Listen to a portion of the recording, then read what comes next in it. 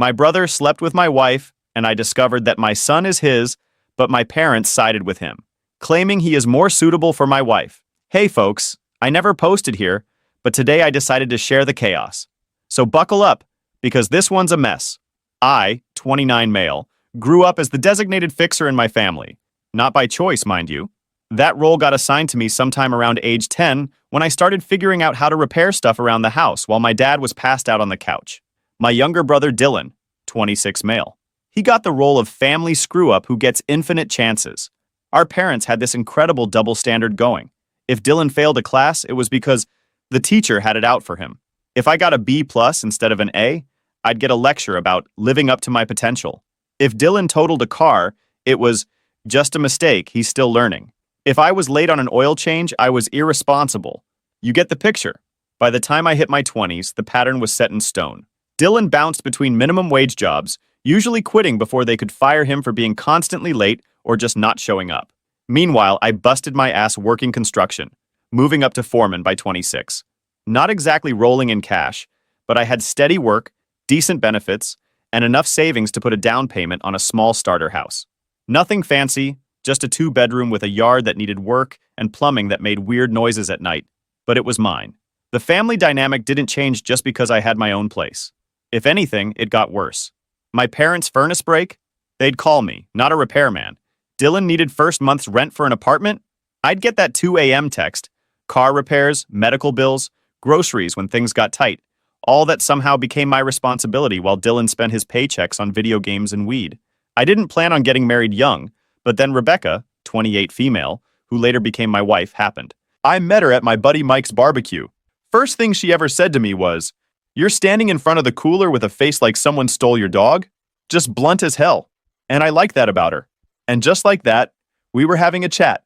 We clicked right away. Our first date was supposed to be dinner and a movie, but we never made it to the theater. Ended up talking for 4 hours straight at this crappy diner with sticky tables and bottomless coffee. Turned out we had the same taste in everything from music, 90s rock, to food, anything spicy, to TV shows. Breaking Bad was our mutual obsession. She had this dry sense of humor that just killed me, could deliver a punchline with perfect timing, and never laughed at her own jokes. Now look, before I started dating, I always thought none would stand my family for more than an hour. But Rebecca? She clicked with them instantly. First time I brought her home for dinner, she and my mom were trading recipes for dessert. Second visit, she's helping my dad organize his mess of a garage. By the third month, my mom was calling her directly to chat instead of going through me. "Rebecca's just easy to talk to," she'd say. My family Christmas had always been this awkward, tension-filled event where everyone pretends to like each other for a few hours. First Christmas with Rebecca, she's running the whole show, helping mom in the kitchen, laughing at dad's terrible jokes, even getting Dylan to help set the table instead of hiding in his room playing video games. I thought I'd hit the jackpot, a woman who could actually handle my dysfunctional family. We dated for 2 years before getting married. Nothing extravagant, just a small ceremony at the local park with about 40 people. Her family, my family, some friends from work, that's it. We moved into my house, combined our crappy furniture, and started figuring out married life. Looking back, there were red flags. Not the bright, obvious kind that scream, "Your wife is banging your brother." More like those tiny warning lights on your dashboard that you ignore because the car still runs fine. Until it doesn't. Dylan used to hang around our place way too much. Then there were the inside jokes. Started happening all the time between Rebecca and Dylan. I'd walk into a room, they'd be cracking up, and when I asked what was so funny, I'd get a quick nothing or just something stupid. After a while, I stopped asking. The phone thing was another sign I missed. Rebecca started taking her phone everywhere. Like, everywhere. Bathroom? Phone went with her. Quick trip to the mailbox? Yep, needed her phone for that critical 30-second journey. And she'd jump whenever it buzzed, checking it instantly. If I happened to be nearby when she got a text, she'd angle the screen away or quickly lock it.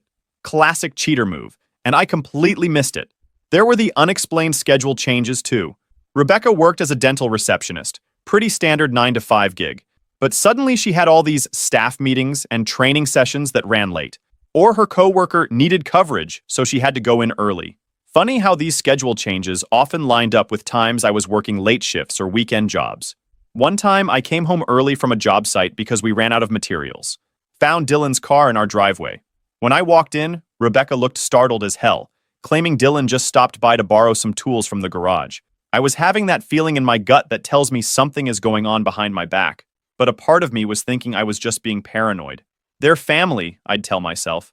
When it's your life, your wife, your brother, you find ways to explain away even the most suspicious shit. But eventually, reality finds a way to break through. A year into our marriage, Rebecca got pregnant. I'll admit I freaked out a bit at first. Our house was small, money was tight, and I had no clue how to be a dad. My own father wasn't exactly father of the year material, unless drinking beer and watching TV counted as parenting skills. But I did what I always do. Stepped up and handled it. Put together a nursery in the spare bedroom, with furniture I mostly built myself. Set up a college fund even though it only had like $50 in it to start. I was determined that my kid would have more opportunities than I did growing up. I did everything right in that marriage. When Rebecca mentioned wanting to quit her job during the pregnancy, I picked up weekend renovation gigs to make it work. She'd text me during my lunch break about craving some weird food combo, and I'd show up after my shift with exactly what she wanted. Built her a custom vanity in our bedroom because she complained about doing her makeup in our tiny bathroom. Took her car for oil changes, handled all the bills, fixed anything that broke around the house. Every time she mentioned something bothering her, I made it my mission to fix it. Never yelled, never cheated, never even looked at another woman. Guess my mistake was thinking being a good husband meant something to someone who could screw everything up that easily. When baby Lily was born, something clicked into place. I knew I'd do anything to protect her. Rebecca teased me about how paranoid I was about everything, constantly checking if the baby was breathing, triple checking the car seat, reading every parenting book I could get my hands on. But hey, I wanted to get it right. It's almost funny how blind I was. While I was working 60-hour weeks and falling asleep reading What to Expect the First Year, a whole different story was playing out right under my nose. Dylan started coming around more after Lily was born. At the time, I thought he was finally growing up, trying to be a good uncle. He'd stop by randomly sometimes when I was at work, claiming he was just in the neighborhood or wanted to see the baby. If I got home early and caught him there, he'd always have some excuse about helping Rebecca with something or dropping off a baby gift that was suspiciously missing from evidence. My parents encouraged it too. "It's so nice seeing Dylan take an interest in family," my mom would say. "He's really maturing." Dad would nod along like Dylan deserved a medal for occasionally showing up at his niece's house with a box of diapers he probably bought with money I lent him. If someone had told me then what was really going on, I would have laughed in their face. My brother and my wife? No way. Not Rebecca. Not after everything we'd built together. Not after everything I did for her. But man, reality's a real bitch sometimes. Then his sudden interest in being Uncle of the Year was weird as hell. This is the same guy who once forgot his own birthday because he was too high. The same dude who couldn't keep a goldfish alive for a week. Yet suddenly he's showing up 3 times a week to help with the baby? Should have been my first clue. My parents' behavior should have been another clue. They started acting strange whenever I mentioned Rebecca and Dylan being around each other. Mom would quickly change the subject or suddenly remember some urgent thing she needed to tell me about. Dad would get super interested in whatever game was on TV. If I mentioned how often Dylan was at our house, Mom would say crap like, "He's just trying to be a supportive brother," or "He loves being an uncle." Yeah, turns out uncle wasn't the role he was going for. And then there was Lily. Everyone said she looked just like Rebecca, which was true. But when people tried to point out features she got from me, it always felt forced. "She has your, smile." No, she didn't. Or they'd say, "She's got your eyes," when her eyes were clearly Rebecca's green, not my brown. I figured babies just tend to look more like their moms at first. Turns out there was a simpler explanation. The bank account stuff should have been a dead giveaway. We had a joint account, and money kept disappearing faster than it should have. Not huge amounts, but $50 here, $100 there. Rebecca always had an explanation. Extra groceries, something Lily needed, a birthday gift for someone. Looking back, I bet some of that cash was going to Dylan. Dude was perpetually broke, always between jobs, or dealing with some unexpected expense. Meanwhile, I'm working overtime to keep up with a mysteriously shrinking bank account. I was surrounded by signs and signals, all pointing to the same ugly truth. And I missed every single one of them because I was too busy working, too busy providing, too busy trying to be the responsible one. The day I found out wasn't special. Needed my birth certificate for some paperwork at work. They were doing a security clearance update for a government building project. Left the job site early to swing by my parents' place since they kept all that stuff in their filing cabinet. Got lucky they weren't home. Mom was at her book club and Dad was probably at the bar. Still had my key from when I used to mow their lawn during college. I headed straight for the office, which was really just a spare bedroom with a desk and filing cabinet. Started digging through the files. My phone died while I was searching. Needed to check the time because I was supposed to pick up Lily from daycare at 5:30. Rebecca had texted earlier saying she had a dentist appointment and couldn't get her. I grabbed my dad's old tablet from the desk to check the time. But when I picked it up, the screen lit up showing a group text. Dad must have forgotten to lock it. The group was called Family and included my parents, Dylan, and Rebecca. My name wasn't there. Already weird. The most recent message was from Dylan. Almost got caught yesterday. He came home early, but I played it off. Dad had replied, "Be more careful, FFS. As long as he keeps paying your rent, we need to keep this quiet. Mom, maybe you two should cool it for a while. Meet at your place instead of theirs. Rebecca, it's fine. He's working the Johnson project all week. 12-hour days minimum." I stood there like an idiot, reading those messages. My brain trying to make them mean something, anything, other than the obvious. Maybe they were planning a surprise party? Maybe caught meant something else? I scrolled up. More messages. Weeks of them. Dylan and Rebecca complaining about having to be careful. My parents helping them coordinate when I'd be working late. Rebecca sharing my schedule so Dylan would know when it was safe. Then I saw it. A photo Dylan had sent a few months back. A paternity test result showed 99.9% probability he was Lily's father. My dad had replied with a thumbs up. My dad. A fucking thumbs up. Standing in my parents' cluttered office, holding my dad's phone, everything clicked. All those little weird moments. All the coincidences. All the excuses. They weren't separate, random events. They were pieces of a pattern I'd been too blind to see. My legs gave out and I sat on the floor. I was speechless. And you won't believe how much it took me to control the anger. But I needed to keep calm and plan my move. I took screenshots of everything and emailed them to myself. Thought about smashing the tablet against the wall, but decided against it. Evidence is useful later. Put it back exactly where I found it. Then I methodically went back to searching for my birth certificate. Found it, put it in my wallet, closed the filing cabinet, and left. Drove straight to the bank. Our bank, where Rebecca and I had our joint account. Withdrew exactly half the money and opened a new account at a different bank down the street. Felt weird sitting there with the banker, discussing checking account options while my entire life was imploding, but I kept it together. Next, I drove to the daycare and picked up Lily. I didn't know if I could look at that child anymore.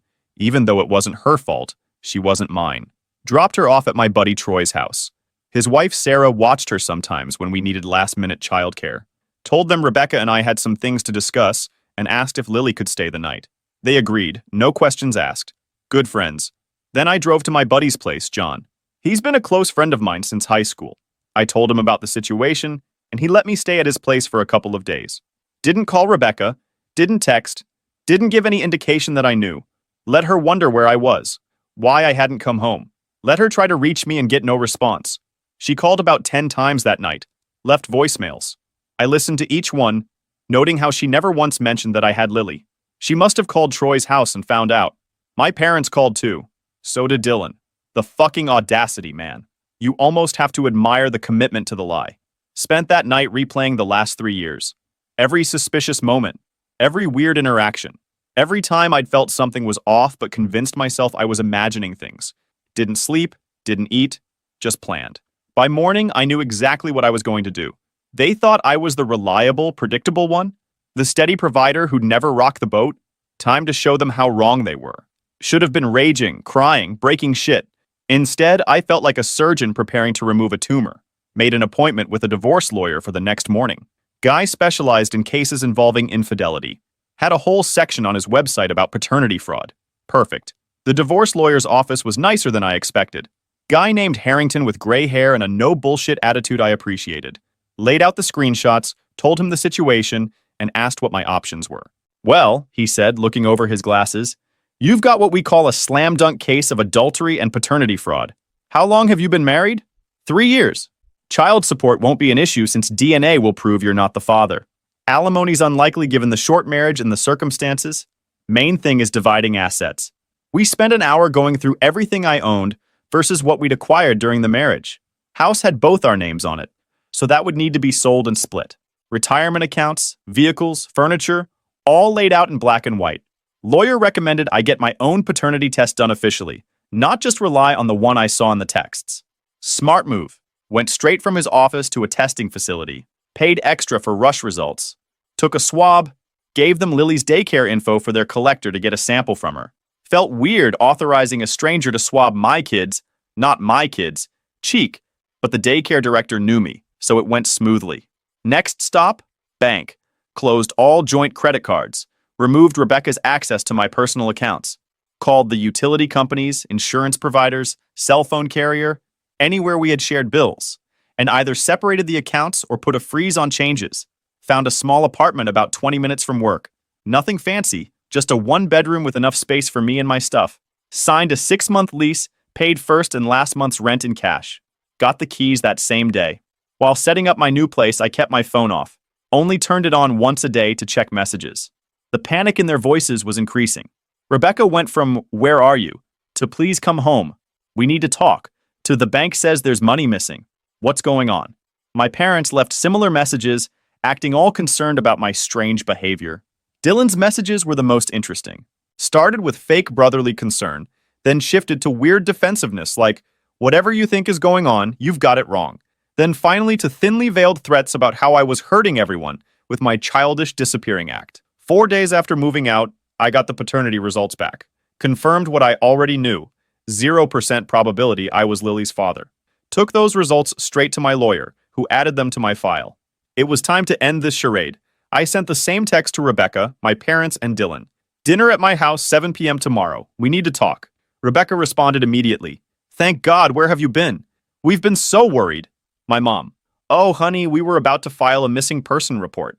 Dad didn't respond, probably too busy figuring out how to keep the gravy train running. The next day I went to the house early. Our house. Still technically. Rebecca had clearly been stress cleaning. Everything was spotless. I set the dining room table. 5 places.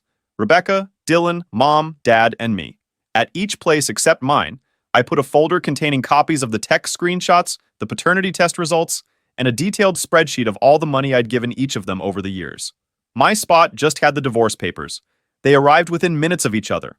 Rebecca first, rushing to hug me. I sidestepped her.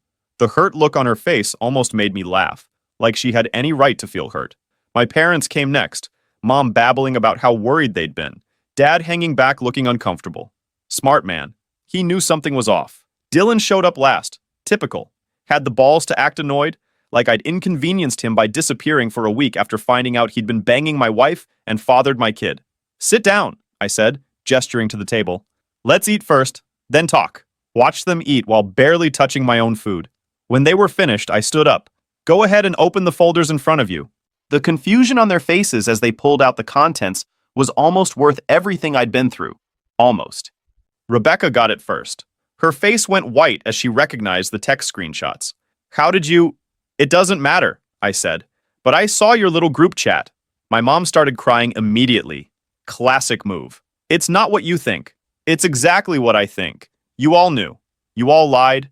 You all laughed about it behind my back." Dylan tried to look tough. "Look, man, these things happen." "No, they don't happen," I cut him off. "You don't accidentally screw your brother's wife for years. You don't accidentally father a child and pretend it's someone else's. That's not something that happens. That's something you choose to do." My dad finally spoke up. "Son, we can work through this as a family." "We're not family anymore," I said flatly. "Family doesn't do this kind of shit to each other." I turned to Rebecca. "The divorce papers are filed. My lawyer will contact you. I've moved out, as you've noticed. We'll sell the house and split the proceeds." She started sobbing. "What about Lily? You can't just abandon her." "That's rich coming from you," I said. "But Lily's not my problem. DNA test confirms what you all already knew. She's his." I nodded toward Dylan, who suddenly looked like he wanted to be anywhere else. "As for the rest of you," I continued, turning to my parents and brother, "I've calculated every dollar I've given you over the past 10 years. It's all there in the spreadsheet. Consider your line of credit permanently closed." My mom wailed louder. "You can't just cut us off. We're your parents." "You stopped being my parents the moment you chose him over me," I said, pointing at Dylan. "You helped them hide this. You were part of it." Dylan stood up, trying to intimidate me with his height. Always thought being 3 inches taller made him tough. "You're being a dramatic asshole, and the kid's better off with me as her dad anyway." I didn't waste words. Just punched him in the face in one clean shot. He stumbled back, knocking over his chair. He got up again to return the punch, We clashed, and I ended up knocking him on the floor. Mom started crying. Rebecca was just frozen in her chair, and Dad rushed to stop us. But I pushed him back too. "Get out!" I yelled. "All of you. Dinner is over." Rebecca tried one more time, sobbing, "Please, we can work this out. I made a mistake. Don't you dare." I said, "I didn't bring you here to hear your pathetic excuses, but to make declarations. Now get the hell out of here." They left in a parade of tears, excuses, and guilt trips. Didn't matter. I was done. Changed the locks that night, contacted a realtor the next day to list the house. Stayed there myself until it sold. No way was I paying rent and a mortgage. Over the next few weeks, the messages poured in. Rebecca begging for another chance. My parents switching between guilt-tripping and angry demands for money. Dylan alternating between threats and pathetic attempts to justify what he'd done. I blocked them all. Changed my number. The funny thing about cutting toxic people out of your life? You suddenly have a lot more energy. Without 4 adults depending on my paycheck, my finances improved dramatically. Without the constant drama and lies, my mental health got better too. The house sold faster than expected. Split the money with Rebecca as agreed, though her lawyer tried to argue she deserved more for emotional distress. My lawyer shut that down quick with one line. "Would you like us to countersue for paternity fraud, which is actually actionable?" Some people from our friend circle tried to play peacemaker. "You should at least talk to them." Or, "Everyone makes mistakes." Or my personal favorite, "But they're still your family." Those people got blocked too. Don't need that kind of stupidity in my life. Update. It's been a year since everything went down. Thought I'd give an update. Fair warning. No dramatic reconciliations or heartwarming family reunions here. Sometimes the trash stays taken out. The divorce finalized 6 months ago. Rebecca tried every trick in the book to get more money. Funny how people who cheat still think they're entitled to your resources after they get caught. In the end, she got exactly what the law said she deserved. Half our marital assets, which wasn't much. No alimony, no ongoing support. The house sold for a decent profit in this market, so we both walked away with enough for fresh starts. Mine just happened to be a lot fresher than hers. Dylan's life imploded pretty spectacularly once my financial support ended. Turns out, being a real man isn't so easy when you actually have to pay your own bills. He lost his apartment within 2 months. Apparently his part-time gig at the vape shop didn't cover rent, utilities, and child support. Who could have seen that coming? Oh right, everyone with a functioning brain. He moved in with Rebecca briefly. By the way, Rebecca's family cut her off after they found out about the whole thing. She ended up renting a small apartment. 2 selfish people trying to build a life together without a reliable third party to exploit?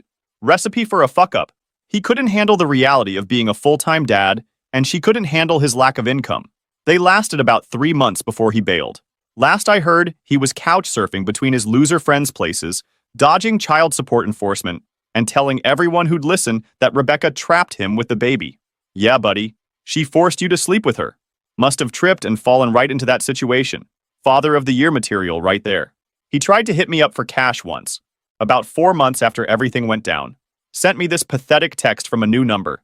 "I know I fucked up, but I'm really struggling, man. Could use a loan." Block that number too. Not my circus, not my monkeys. My parents had to downsize pretty quick once I cut them off. Dad's pension doesn't go far, especially with their spending habits. They had to sell the house where I grew up and move into a small apartment on the edge of town. Mom complained to anyone who would listen about how her heartless son abandoned the family. Conveniently left out the part where they helped hide a years-long affair between my wife and brother. Funny how that detail keeps slipping her mind. Dad ended up in the hospital with heart problems a few months ago. 3 separate relatives called to tell me, like I was supposed to rush to his bedside. Each one got the same response. "Hope he feels better soon." Click. Sounds cold, I know. But here's the thing. That man watched his younger son betray his older son in the worst possible way, and his response was to help cover it up. He was in those group texts. He saw the paternity results. He knew the child I was raising, working overtime to provide for, wasn't mine. And he said nothing. For years. That's not a father. That's an accomplice. Some people tell me I should forgive them because they're family. Those people can fuck right off. DNA doesn't excuse betrayal. Being related doesn't give you a free pass to destroy someone's life. The whole blood is thicker than water thing? Complete bullshit. Toxic is toxic, whether they share your last name or not. Rebecca's life took a nosedive too. Had to move to a much smaller place after Dylan bailed. Started working 2 jobs to make ends meet. Daycare costs are a bitch when you're a single mom with no reliable support system. She tried reaching out through mutual friends, saying she never meant to hurt me and we could try to be civil for Lily's sake. I ignored all of it. Lily isn't my kid. Never was. I've got no legal or moral obligation there. That's the reality she created. You don't get to screw someone's brother, pass the kid off as theirs, then expect them to play happy co-parent. Actions have consequences. Welcome to adulthood. The only family member I still talk to is my cousin, Mike. He never knew about the affair, and he cut ties with Dylan when he found out what happened. We grab beers sometimes and deliberately don't talk about the rest of the family. Some relationships are worth salvaging, most weren't. As for me, life's actually pretty good these days. Got promoted, now I'm running my own crew on the bigger commercial projects. Pay bump was significant. Amazing how much further your money goes when you're not supporting 4 extra adults. Bought a small house closer to work. Nothing fancy, but it's mine. No cheating wife, no mooching family, no drama. Just peace and quiet.